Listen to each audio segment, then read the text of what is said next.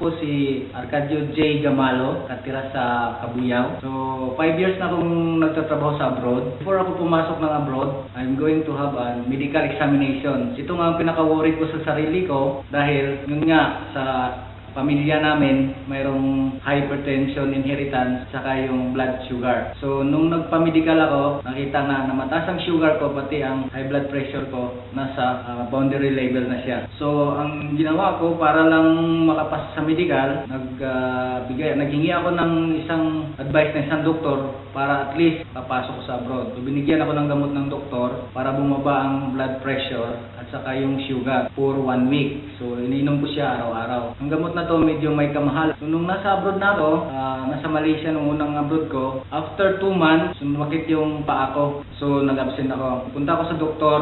Ang sabi ng doktor sa akin, mayroon akong isang tinatawag na gout arthritis. So, hindi ako maniwala noon kasi wala ko namang naramdaman doon nung nasa Pinas ako So, ang gout arthritis, sabi ng doktor sa akin, dahil sa mataas ang uric acid ng isang tao. So, maraming binabawal niya sa akin na kumakain ako ng hindi pagkain ng mga lamang loob, munggo, saka yung mga kolesterol. So, yun, binigyan niya ako ng gamot ng doktor. Ang isang disadvantage, hindi ko sinabi sa doktor na mayroon akong allergy. Binigyan ako ng gamot ng doktor, ininom ko siya after few hours, namamaga ang mata ko. Halos hindi ako makahinga. Bumalik ako sa doktor, noon, pinagalitan ako ng doktor, bakit kundi siya sinabi sa kanila na mayroon akong allergy pagdating sa gamot. Kasi ang alam ko lang sa allergy ko, yung Alaxan. Pero hindi ko pala alam, yung Alaxan is may ibuprofen. Yung binigay niya sa akin gamot, may ibuprofen yun. Nung nagsimula yung allergy ako, nag-iingat ako sa lahat ng gamot. Nung nag-resign ako sa Malaysia, pumunta ako ng Indonesia. Then nagtrabaho ako sa Batam.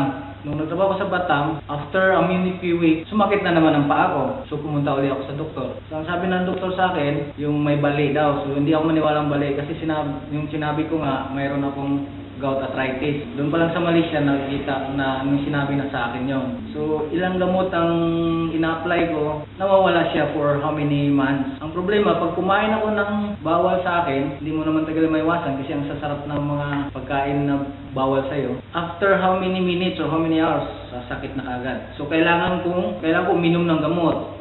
Mag-stop ng gamot para sa sarili ko. Lumipat na naman ako ng Singapore. After na lumipat ako ng Singapore, bumalik na naman yung sakit ko sa arthritis. At the same time, ang blood pressure ko tumataas rin. So sa blood pressure tumataas, minsan ang tao pressure sa trabaho. So sa kumain ng mga nakakataas ng dugo na pagkain, so halos lahat iniiwasan ko. Umuwi ako ng Pinas. Nung nasa Pinas ako, ang dami kong gamot na in-stock sa bahay. Dahil sa sakit ko na arthritis, yung sugar ko medyo tumaas na at saka yung high blood pressure. So after how many months, nasa Pinas ako, tinawagan ako ng isang Pilipino na nagtatrabaho sa Indonesia. So doon, lucky, pumunta ako ng Indonesia, bumalik ako doon. So nagtatrabaho ako sa isang company sa Indonesia, sa Batam. So a few months after, may isang kasama kong Pinoy nag-endorso sa akin na isang gamot. Sinabi lang niya sa akin, supplement food. Pero alam niya na may high blood ako. So sabi ko, medyo mahal naman pare. Sabi ko sa kanya. Sabi niya sa akin, pre, hati na lang kayo ng dalawa ng kasama mo. Subukan mo muna. Sabi ko, sige pre, subukan ko. So binigyan ako niya ng 15 pieces. So yung 15 piraso na yon, ininom ko siya within 1 week. Kasi twice a day ako uminom. So ang blood pressure ko before ako uminom, ang taas. Nasa 170/100.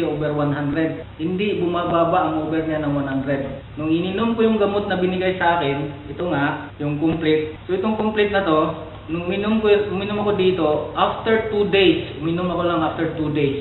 Iba ang pakiramdam na naramdaman ko. Hindi ako tamlayin, masigla ako sa trabaho. Kasi pag nagtrabaho ako, pag mataas ang pressure ko, parang nag-iiba ang sakit ng dito ko.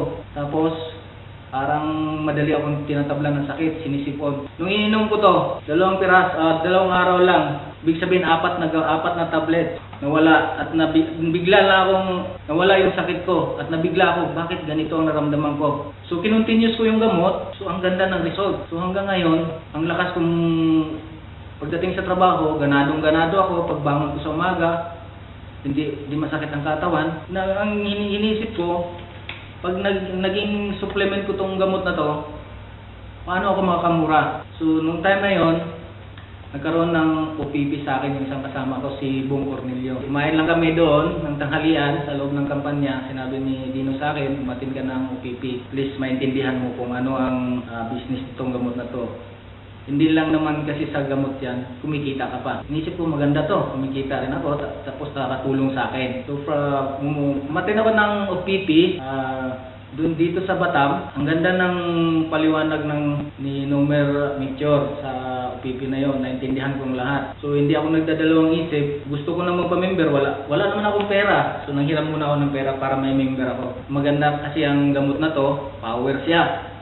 Ang daming na napapagaling. So hanggang ngayon, iniinom ko pa tong gamot na to, continuous ko siya. Dahil dito sa gamot na to, kaya siya tinatawag na kumpleto siya sa lahat ng vitamin. So hindi ko na sabihin sa iyo ang detalye sa gamot na to. Siguro pag makita niyo yung Facebook ng EM Global o sa website ng EM Global, ang dami ninyong makikita doon ng mga testimony. Napaka-power ang EM Global ngayon. So hindi lang siya sa Pilipinas, naging international siya ngayon. So sinishare ko na rin sa parents ko doon sa Bohol dahil yung parents ko nga, mama at papa ko, mayroon din siyang high blood. So last week nga, dadala ng airpod ko lang doon sa hospital. So ang ginawa ko, nagpadala ko ng 3 box, pinainom ko sa kanya with every 3 hours. So pati sa biyenan ko sa Batangas, nagbigay rin ako ng 1 box. Minom ang biyenan ko sa Batangas twice a day.